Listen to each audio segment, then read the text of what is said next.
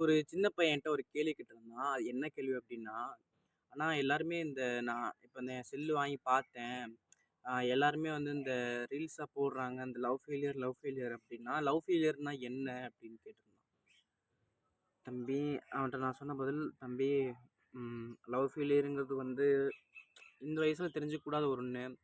Maximum வந்து நீ இந்த வயசு தாண்டம்போது அவன் 5வது படிச்சுட்டு இருக்கான். இந்த வயசு நீ தாண்டம்போது தான் மேக்ஸிமம் லவ் ஃபீலிங் வரும். ஆனா, அது வந்து வராம தடுத்துட்டோம் அப்டின்னா, முடிஞ்ச அளவுக்கு எவ்வளோ தடுக்க பார்க்குறோமோ, அவ்வளோக்கும் லைஃப்‌க்கு ரொம்ப நல்லது.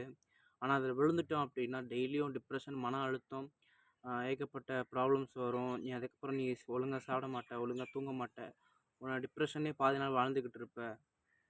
ஒரு வேள உனக்கு கரெக்ட் ஆச்சுன்னா கூட, ஒரு வேள நீ பண்ற லவ் வந்து கரெக்ட் ஆச்சுன்னா கூட, அவங்களுக்கு நீ செலவு பண்றது, அவங்க பொசசிவ்னஸ்ஸா இருக்கிறது, சண்டை இது இது நெறைய ப்ராப்ளம் இருக்கு. ஆக்சுவலா வந்து லவ் ஃபீலிங்கிறது வந்து ஒரு கொடுமையான வலி அப்படின்னு சொன்னேன்.